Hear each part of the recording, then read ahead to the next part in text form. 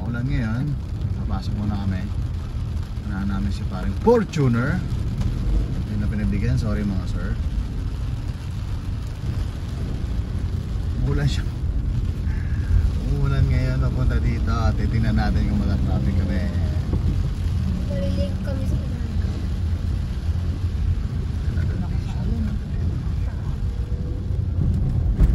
Masensya na kayo, wala pa akong gimbal. Kaya magulo. Okay, yan. Ito siya, traffic. Wala pa na traffic yan. So far so good, walang traffic, walang lang.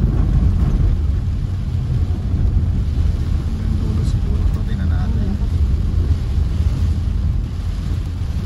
Lakas ulan niya. Let's move lang.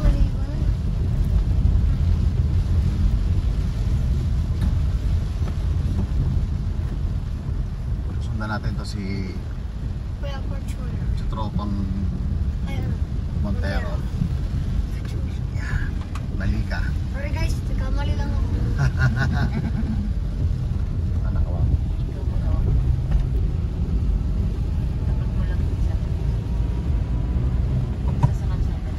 Parang dito na. Mais ka. Straight lang tayo. Diretso lang po tayo mga kapatid. Habang binabaybay natin itong haba.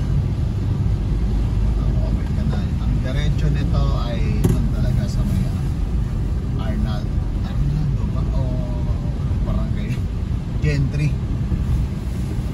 Rinaldo. Santiago yun. Santiago, barangay Santiago. So pwede ka rin kasi dito pag nag-turn right ka dyan, ayan naman papunta ng shortcut din niya papunta ng Imus. Pagor yan, mga Tahongan Island. So ngayon, tumara tayo. Nandito ko na. Baba muna. Balikot yung aking videographer. Straight ka lang. Yan lang. Yan lang siya. Okay. Diretso lang tayo. May kainan pa nga dito. Ano, dapat kumaya pala tayo doon. Nakakotse pa yun. We'll see. Silipin natin mamaya yung ano nangyayari doon sa loob.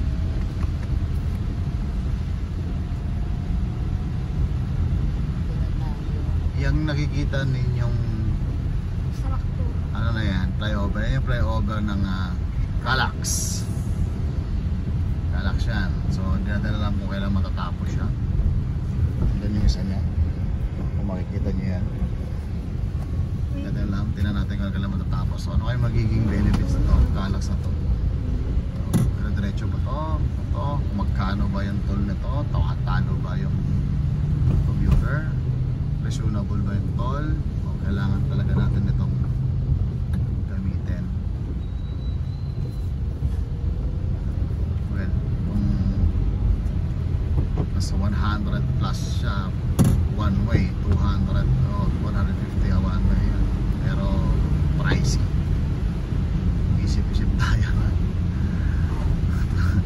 Hindi naman tayo medyo ayamanin at medyo malalim. Patay tayo dito.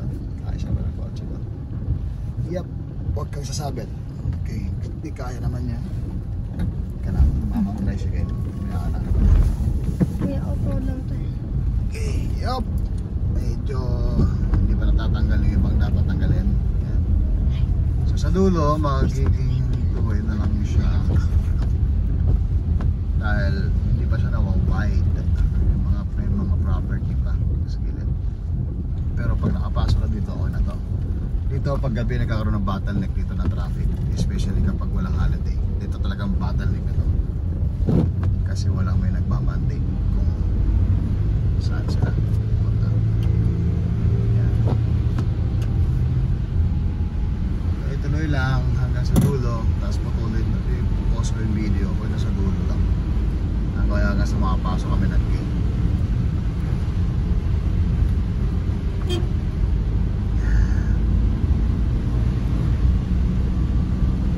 Ito yung sementeryo. Nadaanan natin dito. Sementeryo ito ba kaliwa ay kanan?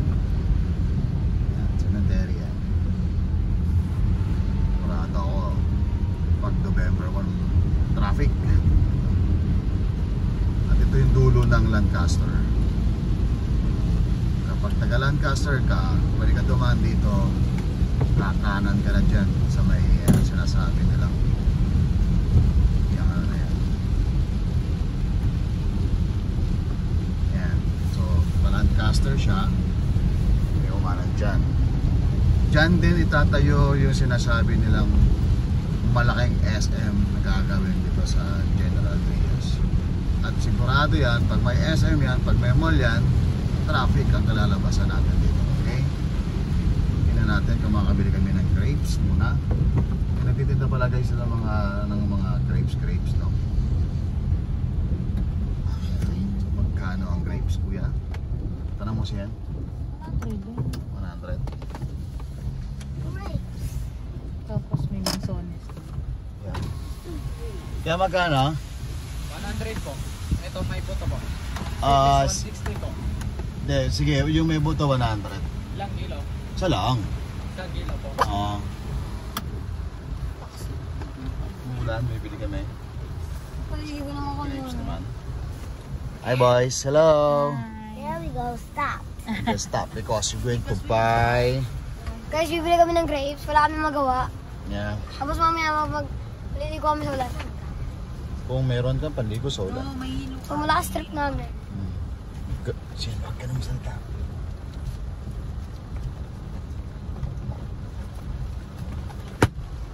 Yan, so tingnan natin. Ito si kuya. Salamat! Ba't mo bigyan mo kay nanay? Oh, sinong may-ari niyang grapes na yan?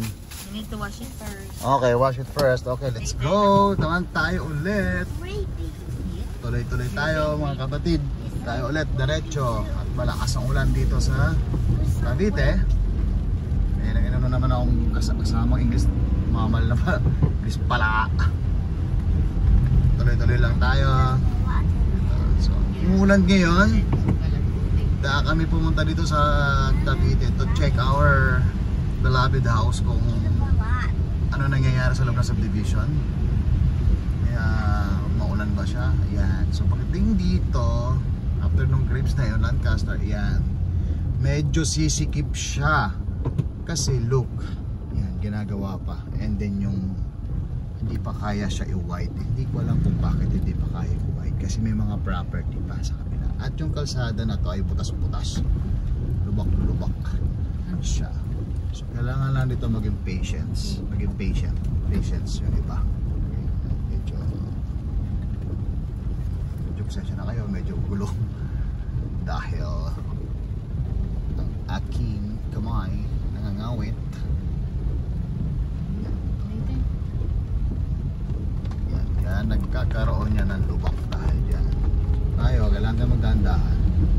Siyempre, para maging maayos naman. Kaya yan o yan. So, meron dito mga property pa din. Hindi pa nabibili ata ng government para maging white siya. Or, binibenta ba o hindi, diba? Parang maganda siya. Meron din pala itong mga palayan pa. So, may mga palayan pa dito. May mga subdivision, may mga palayan pa rin siya. So, dito, palayan din siya. So, Yes. wow, may dumaan na motor. May sanamayan ako. BMW, baka naman, makahiram kami. Oh my God, yes, ang BM. Yes, anniversary. Kaya siya nagkaka-traffic dahil nauna dito, yung kalsada ay butas. And then, Wow, yung ilog, umangat na. Mga tanga. Kailangan namin bilisan. Ilog na yan, medyo delikado. Yeah, malalim. Okay. Pero tuloy-tuloy lang. Tuloy-tuloy lang tayo dito. Hanggang makuha natin yung dulo. Yeah, kailangan ang daan. At yung dulo nito ay yun na yung aming yung barangay pala. Barangay Santiago. At kami hahanap na kakainan muna para sa aming lunch. Almost 11:45 na. Alright, dito na kami. Almost 30 minutes lang siya kasi from Pasig medyo 40 minutes pala, sorry, almost 40 to 1 hour lang siya from Pasig. Walang traffic. Kung may traffic, ayan, medyo delikado tayo dyan. So dito, kaliwa. Ayan, tuturo ko lang sa inyo kung paano kaliwa to. Kaliwa dito, yung diretso na to papunta ng General Trias Barangay proper yata to. And then kami papunta kami ng Dasma. Dasma ang diretso na to. Mom, that's why I say those trucks. Dire-diretso lang tayo dito hanggang sa ma-reach natin yung gate ng subdivision na kinuha namin.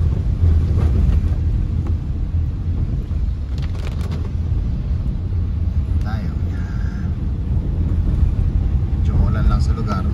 Hanap lang kami ng kakainan namin. Kasi tanghalian na.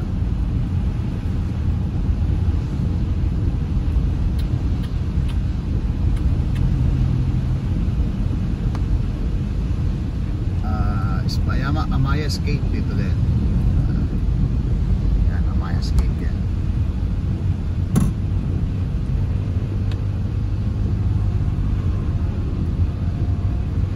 Sa oras na tayo, no? 1 hour lang. Diba, boy? Yes. 1 hour. Diba, boys? Alright. Ay, Inglesero.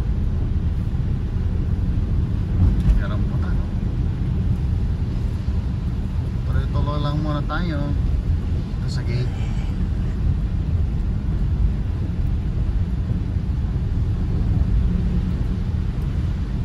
Hindi pa namin na-experience dito yung regular day ang ano nangyayari.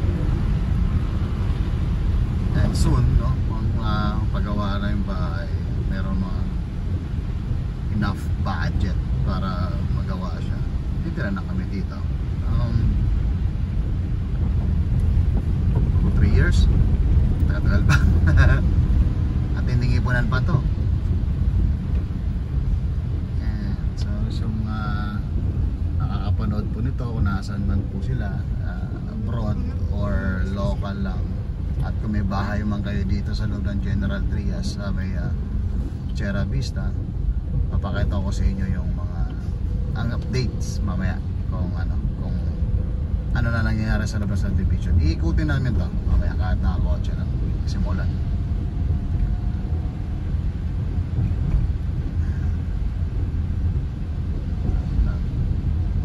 At lilipat din ito sa kainan mamaya. Titignan namin kung ano meron. Nakain kami sa karinderya. Yup. Sarap kumain sa mga karinderya, akala nyo ba? Mura lang yan.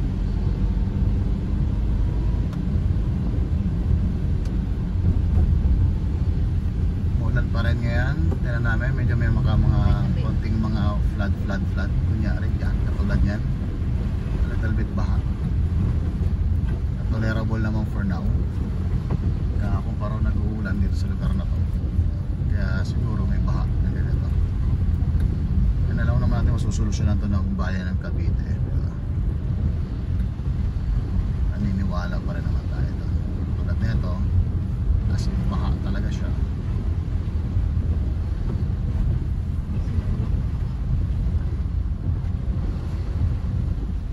Hindi kami makakadaan, hindi kami makakapunta sa palengke. Hindi mataas ang tubig. Ayan na, medyo galit yung mga medyo mataas ang tubig pala dito. Ayan na, binaha yung mga, Just be careful. yeah, binaha yung mga ibang bahay. Diyos ko, hindi nga ito biro. Pero pinakasan na sila. Ay, tubig bumaha-baha doon. Ayan o, may harang na iba. Not being careful. Yeah, be careful. As in, baha talaga. Binaha yung lugar, swear oh. Kasi malakas ang baha. Ibig sabihin, malakas ang ulan dito. Kasi baha oh, ang dami naglalakad ng baha. Ito po yung kalagayan ngayon dito sa kabangan ng Arnaldo. Yan. Ay nang. Arnaldo, Barangay General Trias. Sila, yung mga yan, mukhang may nahuhuli silang mga may nahuhuli silang mga isda siguro. As in, talagang baha. As in. May part lang. Ano, may nahuhuli ng mga isda. May part lang siguro. Kasi ito wala na. Ito wala na. Wala na to. Malapit sa atin. Siguro yung lugar na yun mababa or nadaluyan ng mga tubig ng ano man yung tubig na yan. Malapit na po tayo. Kinabahan naman ako doon. Kala ko hanggang dito yung baha niya. Pero hopefully sana safe yung mga tao doon sa naapektuhan ng baha na yun. Hindi naman siya araw ng baha. Tolerable naman siya. And on this site, malapit na tayo. Ang trademark namin dito, landmark namin dito ito. Pag nakita namin itong bahay na to, yan, yung orange sa bahay, itong ito yan. At ito na yung Chera Vista. Papasok ka dito sa loob ng Chera Vista. Ito lang may atras pa yata. Where is it? Ito yung Chera Vista. Hey? At ano nangyayari sa loob? No. Binabaha yung loob. Ayun. Binabaha nga. Oh my God. Hindi tayo pasok. Dahil lang ha. Ito na posisyon dito bago kami kumain muna. Kain ba naman tayo? Oo. Are you gonna bum?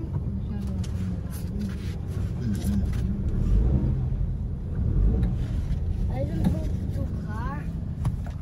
Sino ka na mababa? Ako na siya. Ano ka na mababa? Hindi na ano nangyari dito. Okay.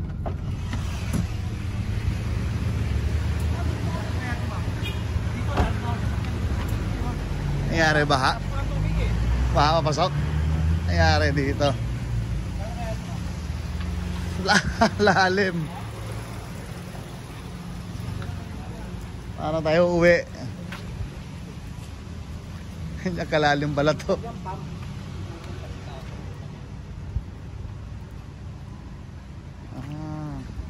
My God. Hindi pagpasok mo sa loob ng pamunuan ng sa loob sa subdivision. Makikita mo yan, medyo bumaba hanggang buong sa paa. Ginagawa nila kuya, titignan nila kung magpuputas sila lalo. Ito siya. Ito yung tubig, pumapasok sa may drainage. So, alalim pala nito. Hindi kaya ng kotse, no? Hindi malalim, hindi kaya ng kotse. Ito lang ata pwede pumasok eh. Talaga lalim nga. Ayan na siya. So malalim siya talaga at pwede makapasok. Oh my God. Paano ito papasok? Malakas mo ulan kanina? Malakas. Ngayon lang ito bumaha, no? Oo, yun lang. Ano naman po eh. Nakakatos naman po eh. Kaso hindi lang kaya. Hindi lang kaya. Pero ano naman to ngayon? Baka barado lang siya. Doon okay naman po. Dito lang talaga. Sa loob lang talaga. Oo. Kami kotse, oh. Kaya ng kotse nyo. Ayan, gawin ninyo.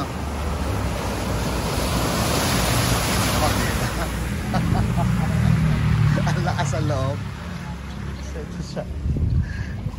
Ano ba nangyayari sa subdivision na to? Baha! Natin magawa ka di bumalik. Balik muna tayo. Tingnan natin kung shelter dito.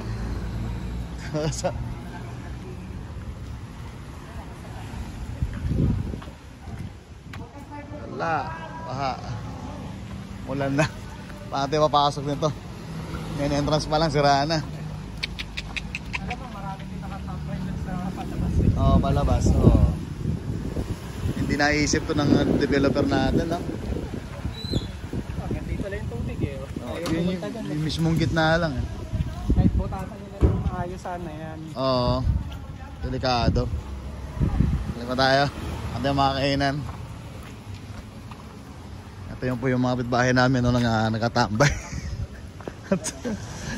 Malalim, malalim. So malalim mo yung tubig dito, medyo malakas ang ulan. At titingnan namin dito kung ano yung mangyayari. Malalim, hindi ka makakapasok talaga sa loob. Dahil kanina ito sa video, may hirap. Ngayon, kakain muna kami. Tapos sana natin mamaya kung talagang mawawala siya. Okay, see you!